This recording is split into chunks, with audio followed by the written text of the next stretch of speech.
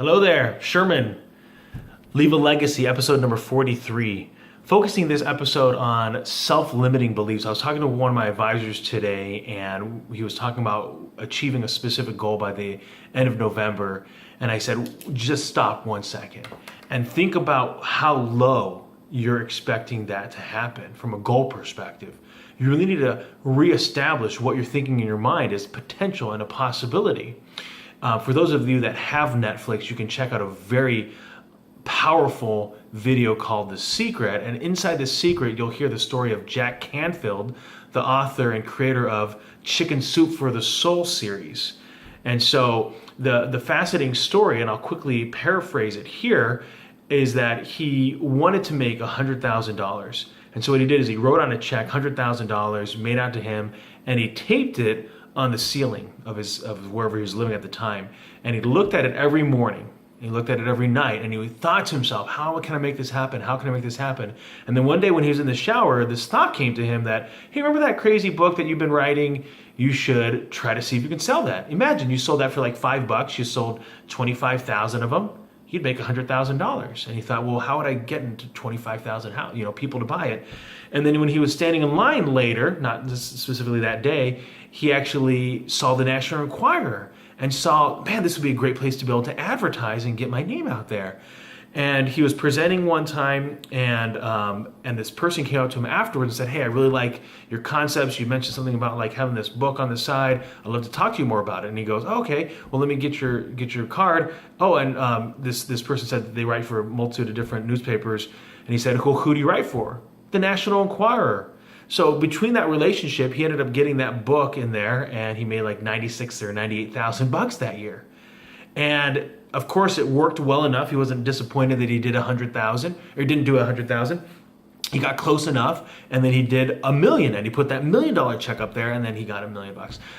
So what I'm saying is, when it comes to the self-limiting beliefs, we automatically, based on the way that we were raised, based on the way that the environments interacted with us, and a lot of times based on our life circumstances, right? Where we've gone through different things, and then we establish that to be the paradigm or the way that the world is going to interact with us. And so if we automatically say to ourselves, you know what, wasn't too bright in school, didn't do very well, really not cut out for a 4-year degree, I'm just going to find a job right out of college. And so already in our minds, we've limited ourselves on where we could go from an education perspective and from a knowledge base.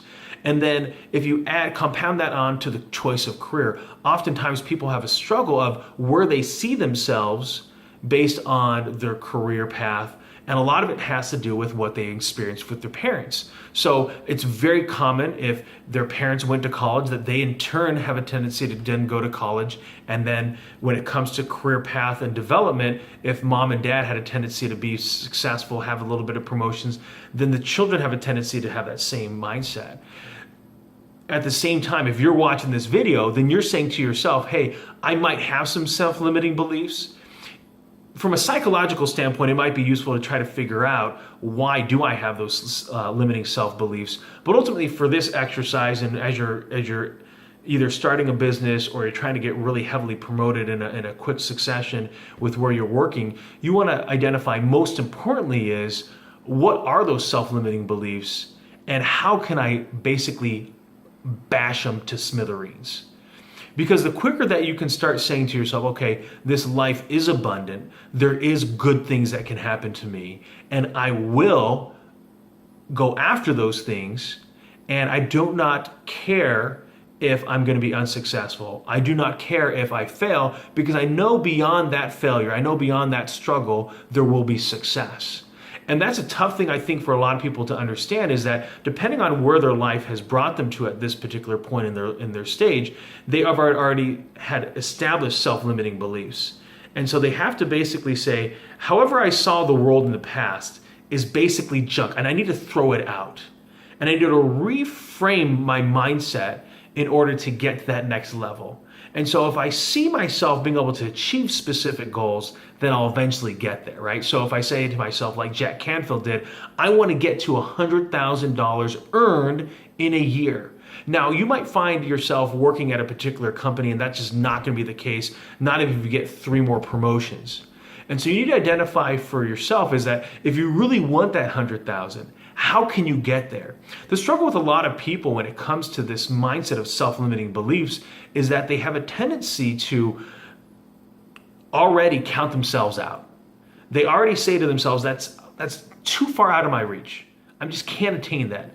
And then that becomes the self-fulfilling prophecy, because then they don't even do anything to try to even pursue that, because they're already limited on what they already thought.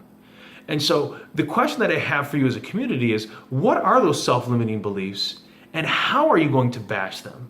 How are you going to eliminate those self-limiting beliefs? Have a great day.